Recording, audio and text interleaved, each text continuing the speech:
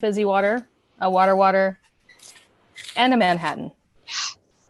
I was thinking I should just make this explicit that this is a happy hour chat. Because I feel like... Okay, we're live. Oh, okay. We'll talk about alcohol later. Hi, everybody. It's me, Megan Graves, your virtual bookseller, here for another episode of Between Two Succulents. I am very excited today to be welcoming Kelli Jo Ford. She is the recipient of the Paris Review's Plimpton Prize. She is a national artist. She was a national artist fellow for the Native Arts and Culture Foundation. She has received a Dobie Paisano Fellowship, and she has also received an Elizabeth George Grant. She is a citizen of the Cherokee Nation, and her first novel, Crooked Hallelujah, came out in July. It is available now on charmcitybooks.com. Kelli, thank you so much for talking to me today. Thank you for letting me join you, Megan. This is awesome. Enjoy. So you've watched some of our episodes before, so you know that I like to begin our chats by introducing the succulents of the hour. So I'm going to introduce you to two new succulents from my collection. I know it's very exciting. My roommate got me a succulent subscription box. It's blowing my mind. So you're going to meet two of the succulents that I received last week, and then you can tell me which one is speaking to you on a personal / spiritual / emotional level. All right, I'm ready. Okay, here we go. The first one is called a split rock plant. Oh, nice. Isn't that pretty? Mm-hmm. It it's looks soothing. It's visually like soothes my soul or something. It's very symmetrical. Mm-hmm. It's literally symmetrical because it splits itself in half. Wow. And it's constantly regenerating itself. And when it blooms, apparently sometimes it blooms flowers, but they'll only bloom for a couple of hours every afternoon. So it's a very mysterious, symmetrical little baby. And then the second succulent I got was this zebra plant, which I was just reading about. You probably can't see this because my color is not great on my computer, but when it's in distress, the tips of the plants will turn red. And I have a couple of tips that are like a bright... You can see that one right there, like a bright sort of barn red. So I think that means it needs more light. So we've got our split rock plant and our little zebra plant. Which one are you feeling right now? Oh, I love them both. It's hard, but the split rock, it grabbed me. I love that one. I think what you said is right on, that it's very soothing. There's something like meditative about thinking about it slowly forming a new little bulb and then splitting perfectly in half. Like the image of that is very soothing in my brain. So I'm with you. I like the split rock plant as well. So speaking of things that like soothe the brain, you're probably feeling soothed because you have finished your first novel. It's out in the world. I don't want to assume what you're feeling, but can you talk to us a little bit about Crooked Hallelujah? It's a novel in stories. It follows several generations of women over the course of several decades. And I understand that a lot of elements of the book are based on your own experience. And I'm curious, the structure, I think, kind of like some of the beats. Gotcha. I'm curious in particular because the book focuses really specifically on mother-daughter relationships, and you are a mother. So I'm wondering if having a child changed your perceptions of the women in your life, and if so, did any of that make its way into the novel? It's a really good question. So yes and yes is the short answer. But so the longer answer is that my mom had me when she was pretty much a kid herself, which is something that's reflected in the story of the main characters. And so in a lot of ways, my mom and I grew up together. Though, of course, in the midst of that, she was trying to give me the childhood she never had and make sure I had opportunities she didn't have and sweet gerbeau genes and all of that stuff.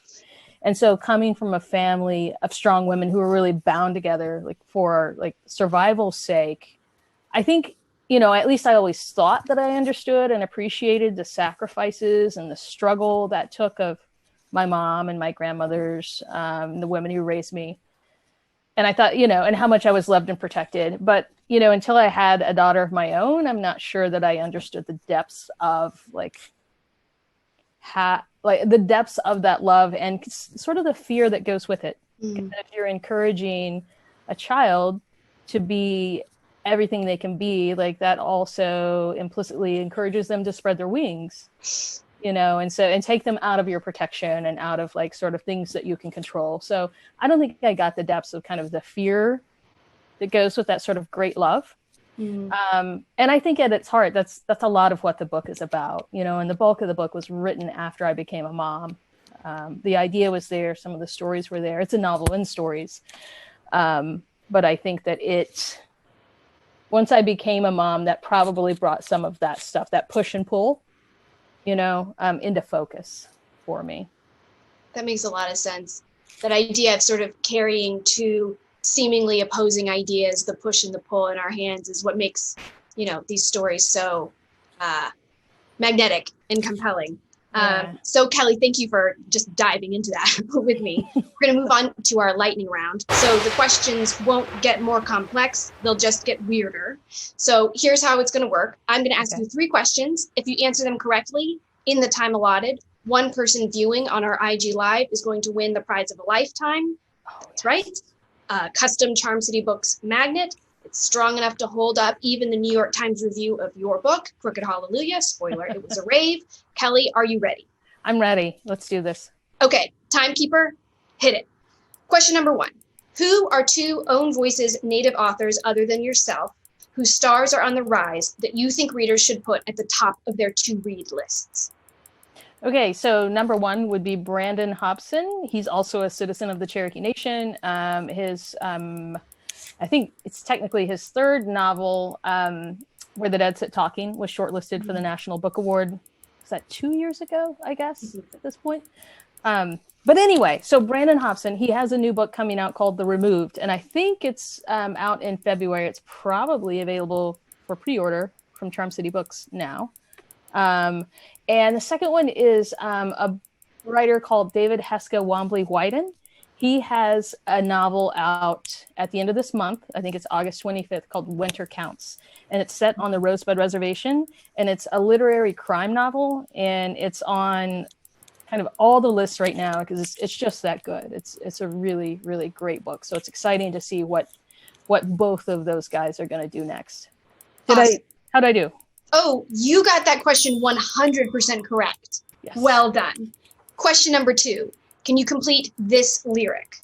And love is not a victory march. It's a cold and it's a broken. Hallelujah.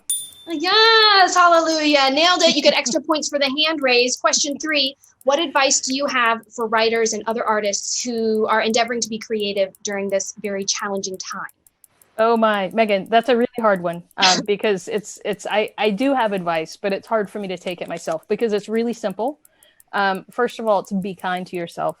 We're living through things that we may not have imagined this time last year. So be kind to yourself. Some days you may not write. There may be a lot of days that you don't write.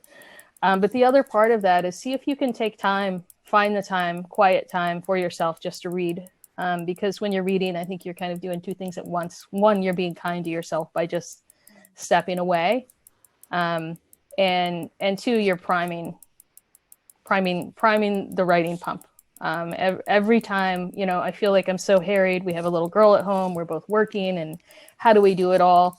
But when I do sit down and lose myself in a book, I suddenly have so many ideas for whatever it is I am aspiring to work on or am working on. So, yeah, be kind to yourself and read. Be kind to yourself and read. I want that on a poster. I want it on a T-shirt. I want a bumper sticker. That is correct. That was 3 for 3. Yes, we're nailing this Monday.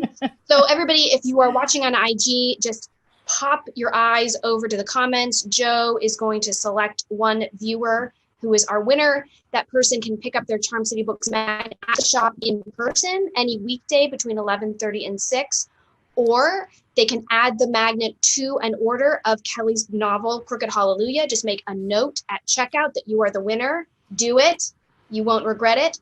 Kelly, before you carry on with your 3-drink Monday evening, are there any organizations or nonprofits, mutual aid funds, anyone that you want to make our viewers aware of right now? Sure. The National Indigenous Women's Resource Center. It's a Native-led nonprofit dedicated to ending violence against Native women and children, restoring sovereignty for tribes, and holding perpetrators accountable. So that's a great one. Awesome. So we are going to link to that in the comments and in the video notes when we have this posted on YouTube. We'll also link to your book recommendations. You heard the lady. You can pre-order those. Check out charmcitybooks.com. I am 99% sure you can pre-order both of those novels right now. Kelli Jo Ford, thank you so much for spending your Monday evening with me. This was a delight. Thank you, Megan. You have a good evening. You too. That's it for this episode of Between Two Succulents. Like I said, Kelli Jo Ford's book, Crooked Hallelujah, is available now on the Charm City Books website. I'm Megan Graves, the virtual bookseller. I'm signing off. We'll be back here next week. Bye.